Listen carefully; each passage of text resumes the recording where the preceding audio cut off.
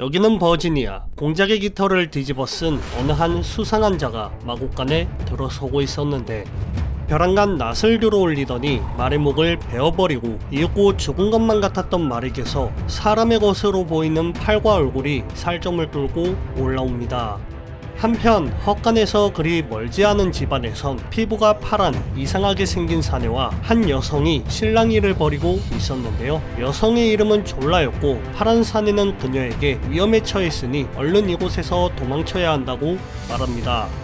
하지만 정체도 모르는 웬 외계인의 말을 그녀가 들을 리 없었고 자기 집에서 나가라며 문을 여는데 바로 그때 어디선가 화살이 날아와 파란 사내를 공격하고 그들의 앞에 신화 속 생물인 켄타로우스가 나타납니다.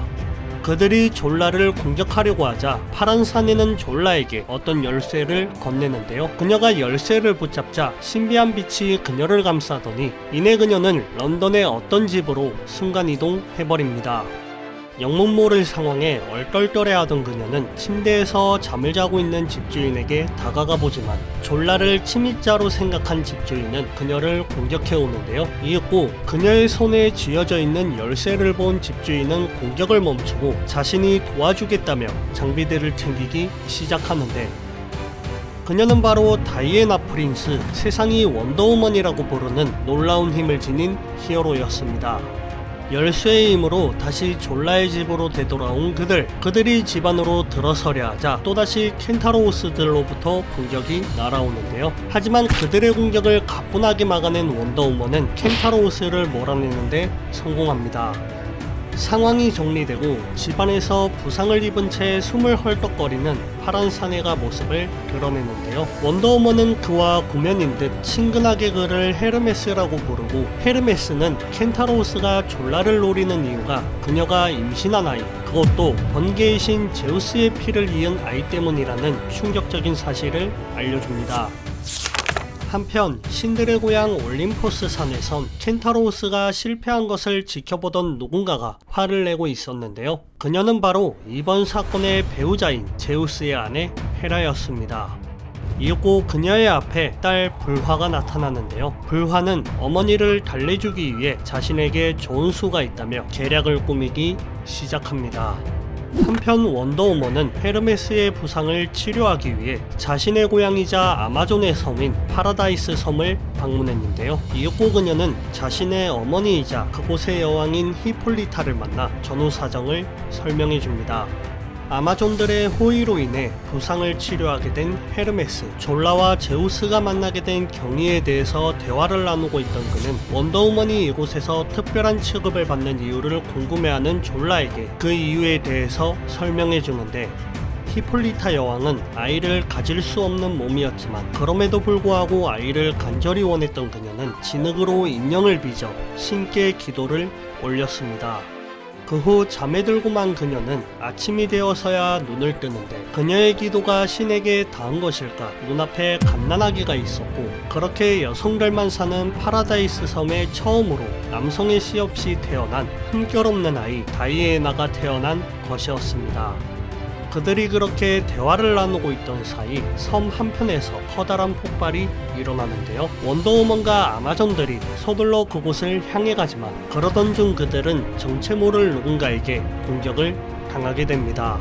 적들의 공격은 계속되고 원더우먼 또한 누군가의 공격을 받게 되는데 공격자의 정체는 다름 아닌 같은 아마존인 알레카였고 원더우먼은 그들이 누군가에게 정신조종을 당하고 있다는 사실을 알게 됩니다. 그리고 바로 그때 이 사건의 원흉 불화가 나타나는데요. 원더우먼은 그녀를 공격해보려 하지만 소용없었고 그녀는 전투를 하러 온 것이 아닌 자신의 여동생을 만나러 왔을 뿐이라고 말하는데 원더우먼은 그녀가 말하는 여동생이 졸라의 아기일 것이라고 생각하지만 불화가 말하는 여동생이란 다름 아닌 원더우먼을 가리키는 것이었습니다.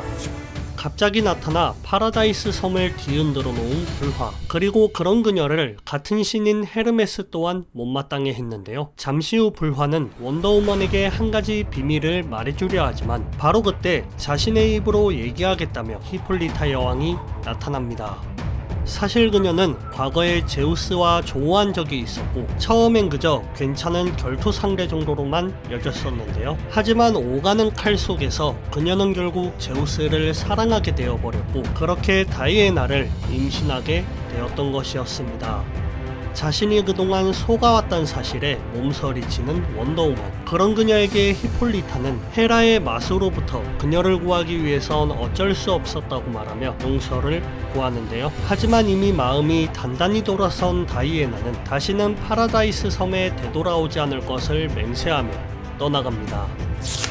얼마 후 다시 런던으로 돌아와 보통 사람들 틈에 섞여 속세를 즐기고 있던 다이애나. 그런 그녀의 곁엔 새로운 친구 헤르메스와 졸라, 그와 더불어 짜증나는 언니 불화가 있었습니다. 불화는 다이애나에게 친근감을 표시해보지만 애시당초 신이란 족속을 믿지 않았던 다이애나는 굉장히 공격적이었고 그런 그녀의 행동에 질려버린 불화는 마침내 그들의 곁을 떠나갑니다. 한편 다이애나가 떠난 파라다이스엔 분노할 대로 분노한 헤라가 그 모습을 나타내었는데요. 아마존들은 전투를 준비하지만 히폴리타는 자신이 해결할 일이라며 혼자서 헤라를 대면합니다. 그녀의 앞에 고개 숙인 히폴리타. 그녀는 제우스와 사랑에 빠진 것도 모자라 여태껏 자신을 속여왔던 히폴리타에게 역정을 내기 시작하는데요. 하지만 그것도 잠시 자신 또한 한 여성의 마음으로서 동정심을 품게 됩니다. 그리고 바로 그때 여왕의 명령을 거역한 아마존들이 나타나 헤라를 포위하고 헤라의 기분은 다시 언짢아지는데요. 그것을 본 히폴리타는 자신에게 공격 의사가 없다는 것을 확실하게 전하기 위해 자신이 들고 온 도끼를 그녀에게 건네고 머리를 조아려 용서를 구합니다. 이에 헤라는 그녀의 목을 내려치기 위해 악귀 같은 얼굴로 도끼를 높이 치켜들지만 이내 마음을 바꾸어 도끼를 내려놓은 뒤 히폴리타를 안아줍니다. 한편 런던에선 집에 돌아온 다이애나가 졸라와 허심탄회하게 대화를 나누고 있었는데요. 졸라는 가족의 사랑에 대해 이야기를 늘어놓고 그녀의 말에 마음이 움직인 다이애나는 헤르메스의 힘을 빌려 히폴리타를 만나러 가려 합니다. 잠시 후 파라다이스에 도착한 다이애나. 그런데 그런 그녀의 발에 채인 것은 아마존들의 갑옷이었는데요. 상황 파악을 위해 안으로 발을 들인 그녀가 보게 된 것은 엄청난 수의 뱀과 헤라의 저주로 인해 돌로 변해버린 히폴리타였습니다. 한편 전쟁이 끊이지 않는 나라 다르푸르. 어느 한 남성이 빗발치는 총알을 뚫고 마을 한켠에 있는 술집으로 향하고 있었습니다. 이윽고 그 안에서 그를 반기는 자는 초라한 행색의 노인이었는데요. 그는 사실 전쟁의 신이었고 그를 찾아온 남성은 바로 태양의 신 아폴로였습니다. 아폴로는 신중의 신 제우스가 행방불명되었다고 말하며 조만간 주인을 잃은 그 왕자를 차지하기 위한 큰 전쟁이 발발할 것을 알려주는데요. 그와 더불어 그 누구도 아닌 바로 자신이 왕자를 차지하겠다는 야욕을 밝히며 전쟁에게 힘을 보태줄 것을 부탁합니다.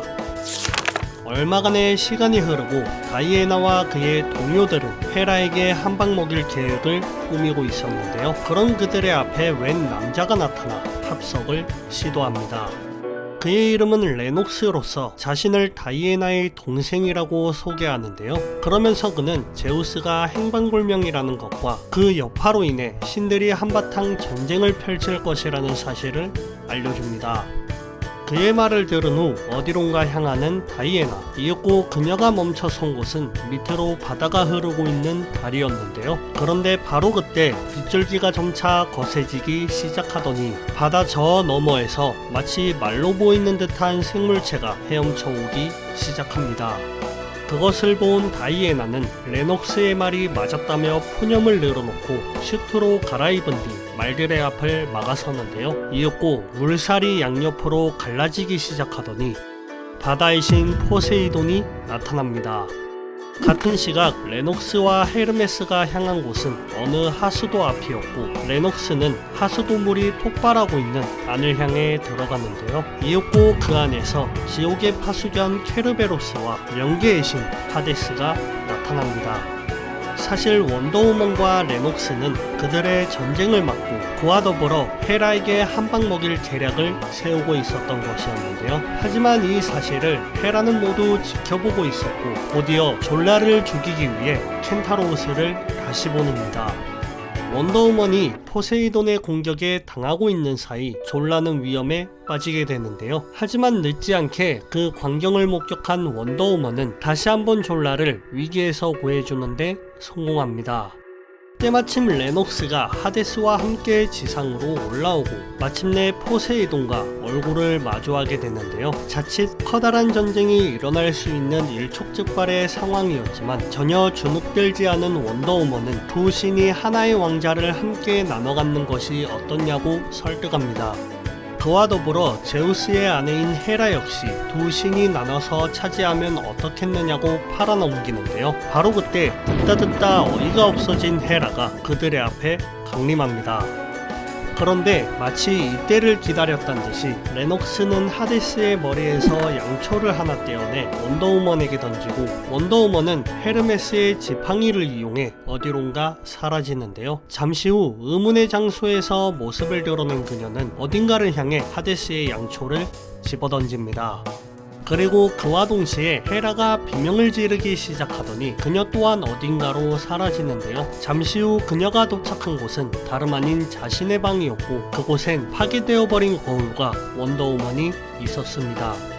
그리고 그녀의 등장을 본 원더우먼은 자신들을 훔쳐볼 능력을 잃은 헤라를 비웃으며 사라집니다.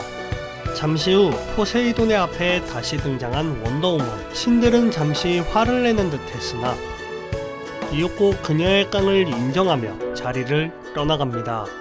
그렇게 사태가 정리되는 듯 했지만 벼랑간 다시 되돌아온 하데스는 졸라를 납치해 가는데요. 원더우먼이 서둘러 쫓아가보지만 막지 못했고 하데스는 자신에게 한 약속을 잊지 말라며 모습을 감춥니다.